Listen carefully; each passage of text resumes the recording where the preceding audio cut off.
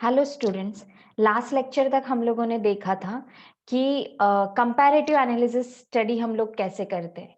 आज से हम लोग पढ़ेंगे, आज के लेक्चर में हम लोग पढ़ेंगे कॉमन साइज स्टेटमेंट किसे बोलते हैं और किस तरीके से इसका स्टडी किया जाता है। कॉमन साइज स्टेटमेंट में जैसे हम लोगों ने ट्रेंड एनालिसिस में देखा था कि हम लोगों को ईयर्स को कंपेयर करके और फिर बेस ईयर के बेसिस पे परसेंटेज काउंट करना होता है। उसे हम लोग ट्रेंड बोलते हैं, जो पहले से चला आ रहा है। आगे कितने वो सेम रहने वाले हैं, मेरे परसेंटेज अप हुए या डाउन हुए, इंक्रीज हुए या डिक्रीज। फिर हम लोगों ने कंपैरेटिव में देखा जो बेस ईयर में था, करंट ईयर में उसकी वजह से कितने अप्स एंड डाउन्स है, कितने चेंजेस है, इंक्रीज है और डिक्रीज, और उसके बेसिस पे परसेंटेज निकाले। ये लास्ट एनालिसिस है कॉमन साइज स्टेटमेंट।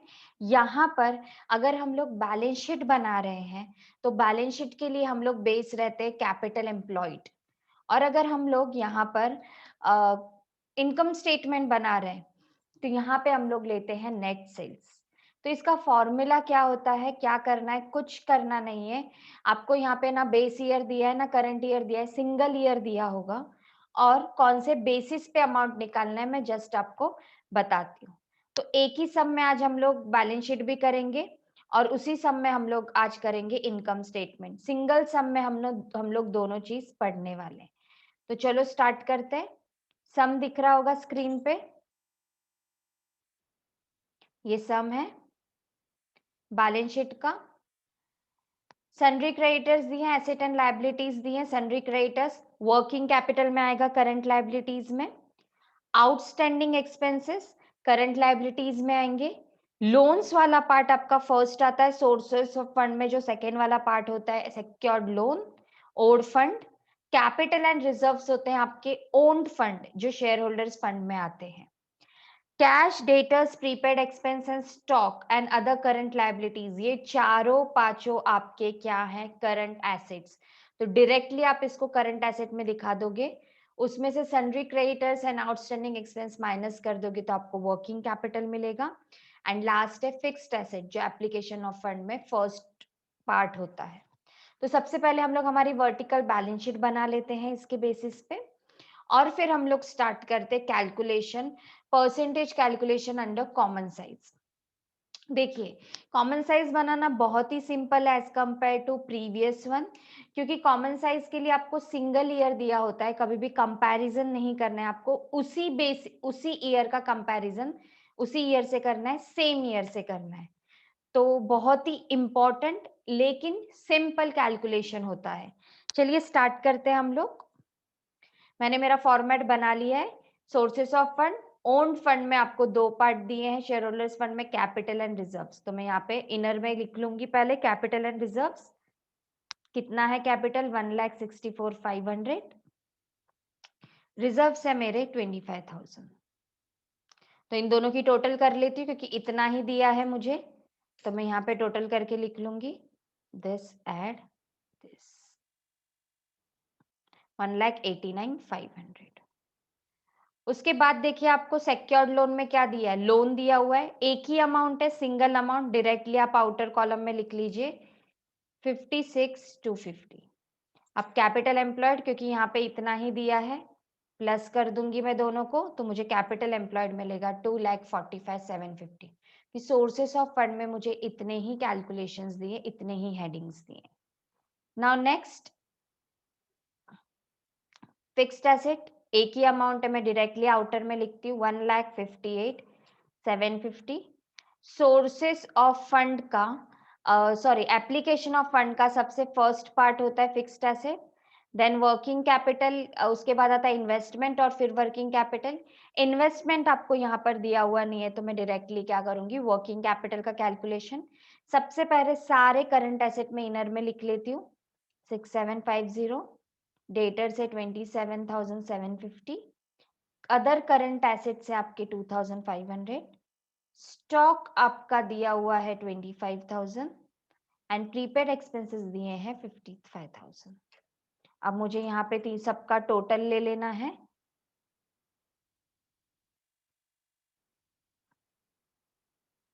ये मेरा टोटल आ गया 1,17,000। अब यहाँ पर आगे देखिए, यहाँ पे मैंने लिख लिया मेरा टोटल करंट एसेट। अब मुझे करंट लायबिलिटीज को लेस करना है। करंट लायबिलिटीज है मेरे क्रेडिटर्स 10,500 एंड आउटस्टैंडिंग है 19,500। तो यहाँ पे मैं दोनों का टोटल ले लेती हूँ,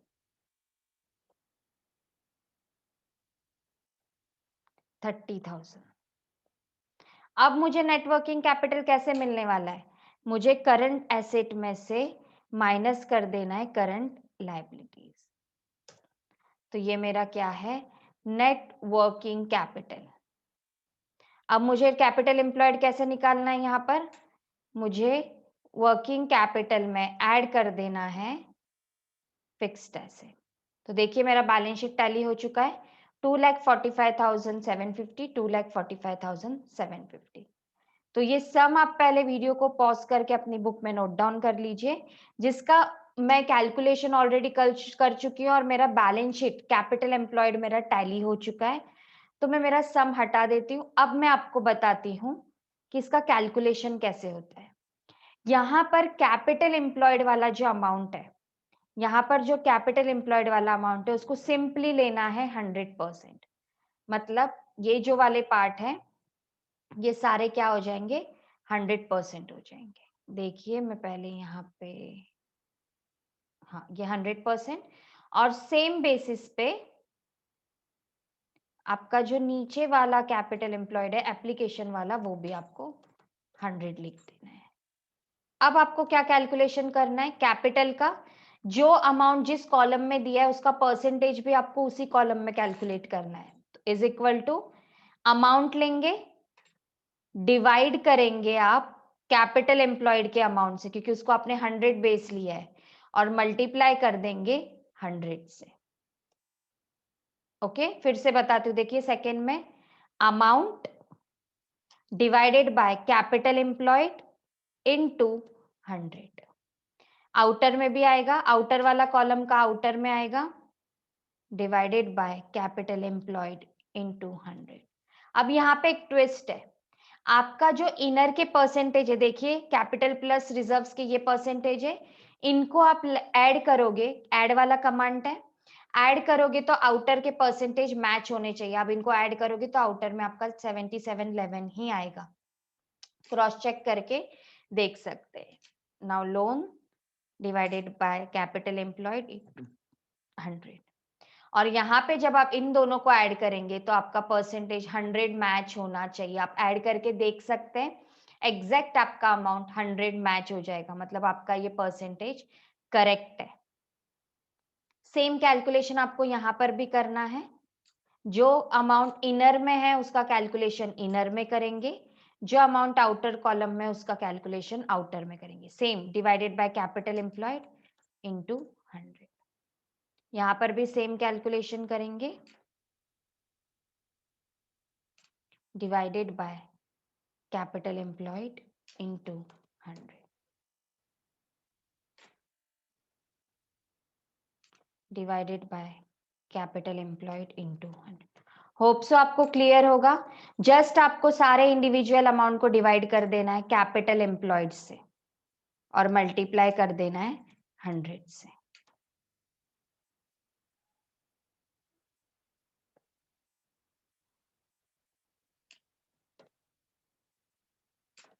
यहाँ पर भी same 55 divided by 2,45,750 into 100। Total भी हम लोग कर लेते हैं।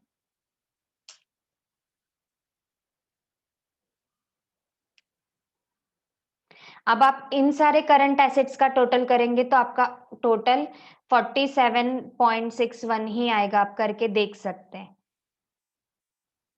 कमांड जो जो दिए आपके अमाउंट मैच होते जाएंगे परसेंटेज में भी। डिवाइडेड बाय 2,45,000 इंटू 100, यहाँ पर भी 19,500,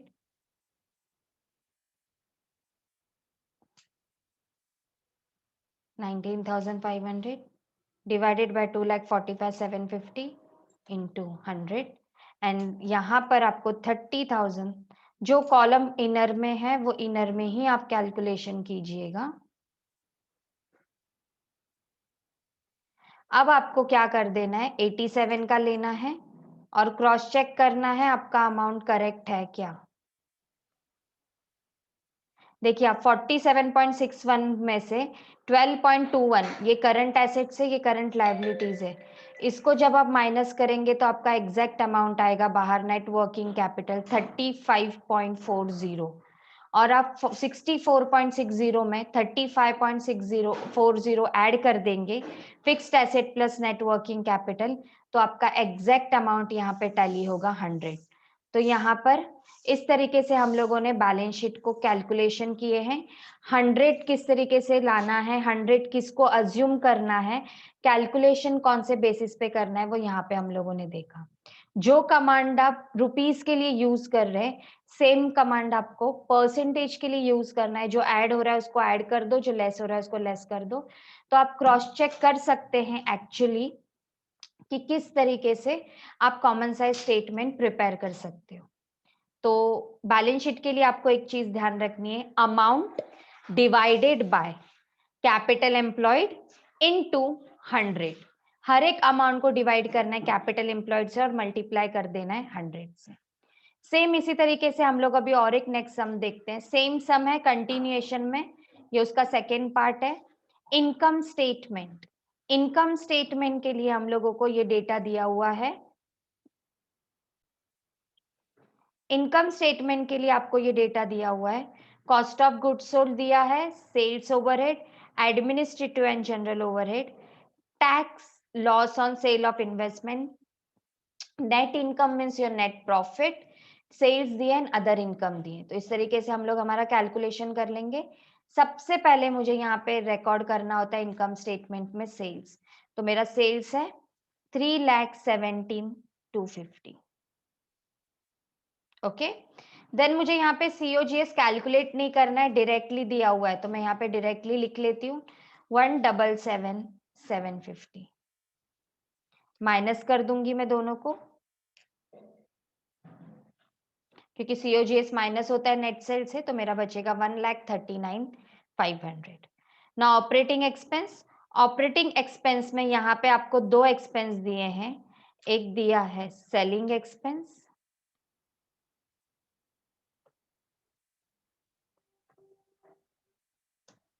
सेलिंग ओवरहेड्स। तो मैं पहले सेलिंग ओवरहेड्स लिख लेती हूँ, मेरे सेलिंग ओवरहेड्स कितने 90,000, एडमिनिस्ट्रेटिव कितने हैं 23,000। दोनों को ऐड कर देंगे, फॉर्मेट आपको ऑलरेडी पढ़ा चुकी हूँ मैं, याद होगा। ऑपरेटिंग एक्सपेंस को ऐड कर देंगे और इस ऑपरेटिंग एक्सपेंस को लेस कर देंगे ग्रॉस प्रॉफिट से। तो आपको मिल जाएगा ऑपरेटिंग प्रॉफिट। ये आपके लिए क्या है, आपका operating profit.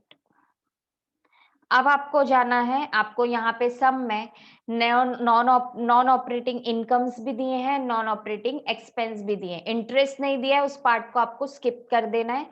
Net non operating income आपको दिए other income 3,000 and non operating expense आपको दिए loss on sale of investment 12,000। तो यहाँ पे इनकम में से ये लेस हो जाएगा, तो आप यहाँ पे लिख लीजिए 3,000 माइनस 12,000, तो बाहर आएगा माइनस 9,000। तो नेट प्रॉफिट आपका बिफोर टैक्स कितना आएगा, इन दोनों को ऐड कर देंगे। अभी माइनस में तो ऑटोमेटिकली वो माइनस में चला जाएगा, क्योंकि आपका जो नेट अमाउंट है वो किस में आया, माइनस में, लेकिन करेंगे आप ऐड तो वो ऑटोमेटिक माइनस हो जाएगा। इसमें से आप टैक्स को माइनस कर देंगे, आपको टैक्स दिया है 8,500, तो आपका फाइनल अमाउंट आएगा net profit after tax minus करने के बाद 9,000। अब ये अमाउंट आप देख सकते हैं 9,000, ये आपका फाइनल आंसर है। और सेम आपको नेट इनकम दिया हुआ है क्वेश्चन में 9,000, मीन्स आपका आंसर करेक्ट है। जो भी क्वेश्चन दिया हुआ था इसको मैंने मेरे वर्टिकल फॉर्मेट में क्या कर लिया है, कन्वर्ट कर लिया है। अब मुझे इसके परसेंटेज कैलकुलेट करने, तो मैं सम यहाँ से हटा देती हूँ। कॉमन साइज में जैसे हम लोग बैलेंस शीट कैलकुलेट करते टाइम कैपिटल एम्प्लॉयड को 100% लेते हैं, वैसे ही इनकम स्टेटमेंट करते टाइम हम लोग नेट सेल्स को 100 लेते हैं। अभी अगर समझो यहाँ पे आपको ग्रॉस सेल्स दिया होगा, फिर रिटर्न्स दिए होंगे और फिर आपको नेट सेल्स निकालना है, तो आप ग्रॉस सेल्स को तब भी 100 नहीं लोगे, आप 100 कंपल्सरीली लोगे नेट सेल्स को। नेट सेल्स को ही आपको 100 लेना है, आपको इस चीज का ध्यान रखना है। तो मैं यहाँ पर इसको 100 ले लिया। अब मुझे जैसे कैपिटल बैलेंस शीट में मैं कैपिटल एम्प्लॉयड से डिवाइड करती थी, वैसे यहाँ पर ईच एंड एवरी अमाउंट मुझे डिवाइड करना है नेट सेल्स से। देखिए, amount divided by net sales into 100। Each and every amount divided by net sales into 100। Inner वाले कैलकुलेशन इनर में आएंगे, amount divided by net sales into 100।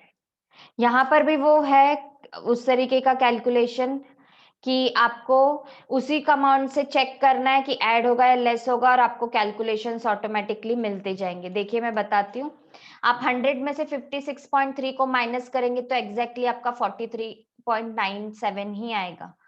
अब आपको इन दोनों को ऐड कर देना है, इन दोनों को ऐड कर देना है और यहाँ पे लिख देना, या तो इस अमाउंट को डिवाइड कर देंगे नेट सेल से और मल्टीप्लाई कर देंगे 100। तो देखिए एग्जैक्ट अमाउंट आ रहा है, करके देखिए, आप ऐड करके देखिए दोनों परसेंटेज को।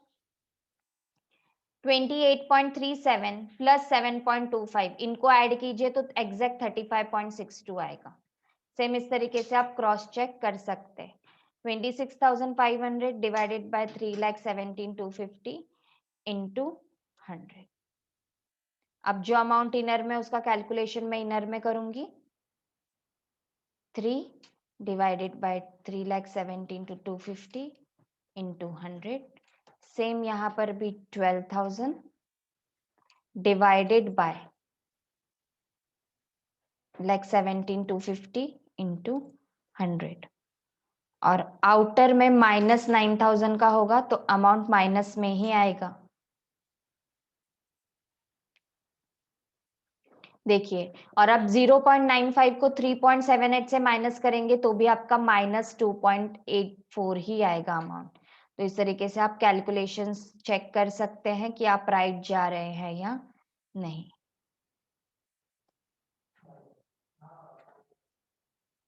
$8,500 डिवाइडेड बाय 3,17,250 इंटू 100, और लास्ट अमाउंट है आपका 9,000 डिवाइडेड बाय 3,17,250 इंटू 100। अब आप जब 8.35 को माइनस कर देंगे -2.84 तो आपका अमाउंट यही आने वाला है, और उसके बाद जो आप टैक्स लेस करेंगे तो भी आपका अमाउंट सेम ही आने वाला है। तो इस तरीके से आप अपने अमाउंट को क्रॉस चेक कर सकते हैं और फाइंड आउट कर सकते हैं कि आपका आंसर करेक्ट है या नहीं। बस यहाँ पर इस तरीके से हम लोगों ने देखा कि किस तरीके से बैलेंस शीट सॉल्व की जाती है अंडर कॉमन साइज। देन हम लोगों ने देखा कि किस तरीके से इनकम स्टेटमेंट सॉल्व किया जाता है अंडर कॉमन साइज। दोनों चीजों में बस एक चीज का ध्यान रखना है आपको, अगर आप बैलेंस शीट को सॉल्व कर रहे हैं तो बैलेंस शीट सॉल्व करते टाइम आपको डिवाइड करना है ऑलवेज कैपिटल एम्प्लॉयड वाले अमाउंट से, और अगर आप इनकम स्टेटमेंट को सॉल्व कर रहे हैं तो इनकम स्टेटमेंट को सॉल्व करते टाइम आपको ऑलवेज डिवाइड करना है नेट सेल्स से, कंपल्सरीली नेट सेल्स से डिवाइड करना है आपको। ग्रॉस सेल्स भी दिया होगा तो पहले ग्रॉस को रिटर्न्स को लेस करके आपको नेट में कन्वर्ट करना है, उसको 100 लेना है और उसको डिवाइड करके परसेंटेज निकालना है। तो इस तरीके से मैंने एक ही प्रॉब्लम में आपको बताया कि balance sheet and income statement कैसे सॉल्व किया जाता है। अपने बुक में नोट डाउन कर लीजिए इसको, वीडियो को पॉज करके। नेक्स्ट पार्ट में कॉमन साइज के नेक्स्ट पार्ट में हम लोग पढ़ने वाले हैं कि कॉमन साइज स्टेटमेंट में अगर मिसिंग फिगर दिया होगा तो ये मिसिंग फिगर किस तरीके से कैलकुलेट करते हैं। तो उसके लिए हम लोग नेक्स्ट पार्ट कंटिन्यू करेंगे हमारा। ये यहाँ तक आप अपने बुक में नोट डाउन कर लीजिए और मिसिंग पार्ट के लिए रेडी रहिए। Till then, bye bye, have a good day.